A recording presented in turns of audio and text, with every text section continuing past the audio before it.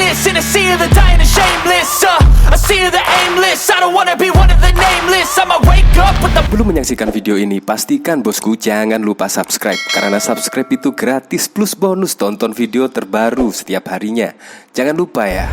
Sangat sulit dipercaya, hanya beberapa bulan Presiden Joko Widodo dan jajarannya mengembalikan keadaan Indonesia menjadi negara yang berpenghasilan menengah ke atas. Hanya hitungan bulan, bahkan PDB per kapita Indonesia naik melebihi dari sebelum pandemi yang lalu.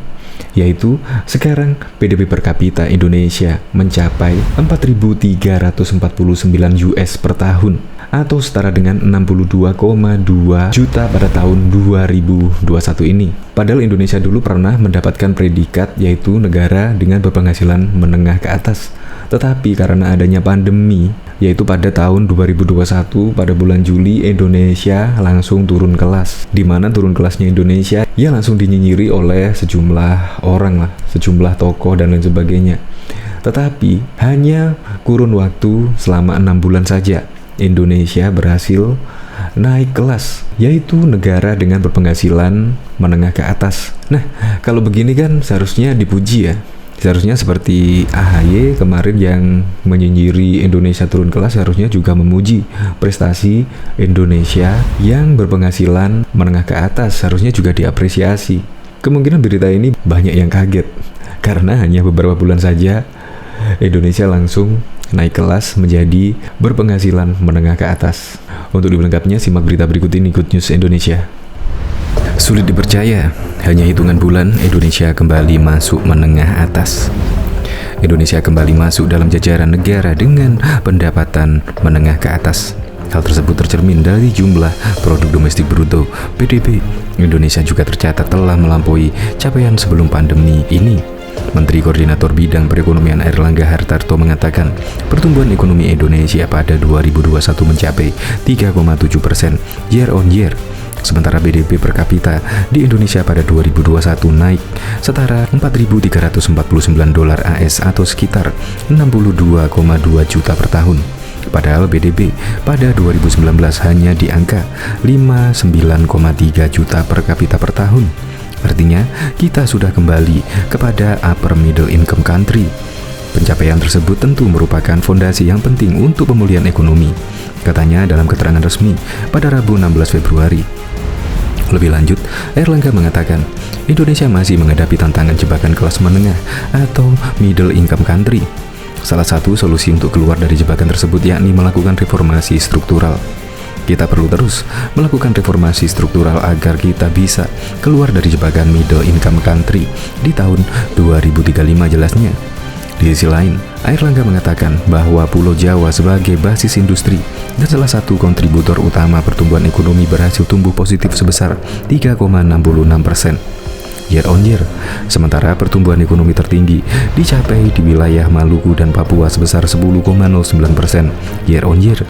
Hal ini sejalan dengan tingginya pertumbuhan sektor pertambangan di kedua daerah itu, serta imbas dari kenaikan harga komoditas sepanjang 2021. Selain itu, kata Airlangga, wilayah Bali dan Nusa Tenggara juga berhasil tumbuh positif sebesar 0,07%. Walaupun sangat bergantung terhadap sektor pariwisata yang mengalami penurunan kinerja sejak terjadi pandemi ini. Airlangga menjelaskan, bangkitnya kepercayaan masyarakat mengkonsumsi barang ataupun jasa telah mendorong pemulihan permintaan domestik serta menyebabkan peningkatan produksi sebagai respon dari dunia usaha. Sepanjang 2021, PMTB investasi yang tumbuh sebesar 3,80% telah menjadi sumber pertumbuhan tertinggi dari sisi pengeluaran, sedangkan industri pengolahan yang menjadi sumber pertumbuhan tertinggi dari sisi produksi berhasil tumbuh sebesar 3,39% year on year. Menurutnya, perbaikan ekonomi Indonesia telah terlihat dari pertumbuhan positif sejak kuartal 2 hingga kuartal 4 2021. Meski sedikit mengalami koreksi pada kuartal 3 karena kemunculan varian Delta.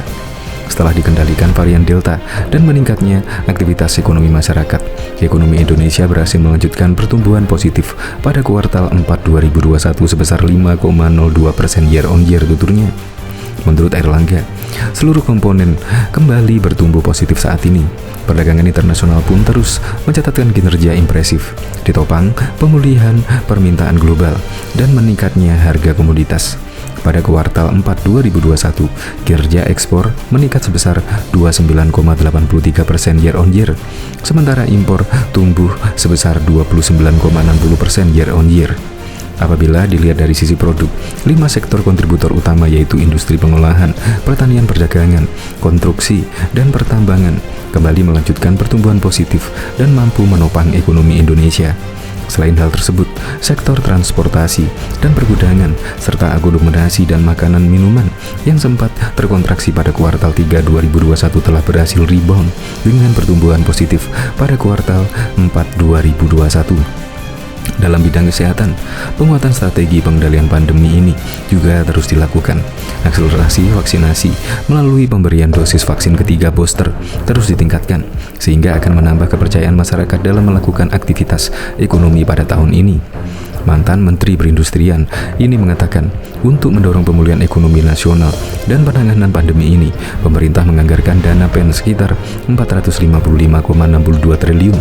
Dana sebesar ini akan difokuskan pada 3 klaster, antara lain kesehatan sebesar 122,5 triliun, perlindungan masyarakat 154,8 triliun, dan penguatan pemulihan ekonomi sebesar 178,3 triliun. Erlangga mengaku optimistis pertumbuhan ekonomi tahun ini bisa di atas 5%. Diketahui Ketua Umum Partai Demokrat pada waktu itu turut menyoroti laporan dari Bank Dunia mengategorikan Indonesia saat ini sebagai negara berpenghasilan menengah ke bawah.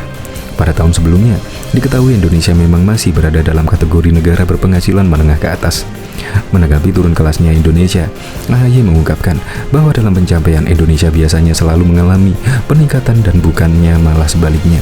Idealnya, kita selalu naik kelas, jangan tinggal kelas, apalagi turun kelas, kata AHY.